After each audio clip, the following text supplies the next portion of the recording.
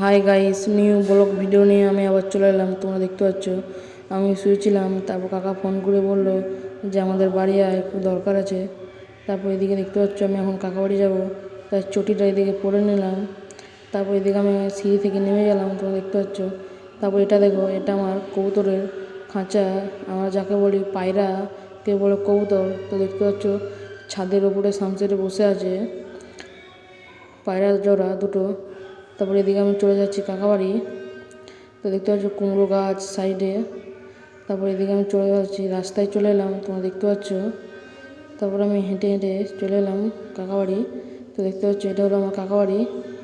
তো কাকা বাড়িতে গেট লাগাবে, তো গেটটা এসেছে, মিস্ত্রি এনেছে, তারপর আমাকে ডাকলো।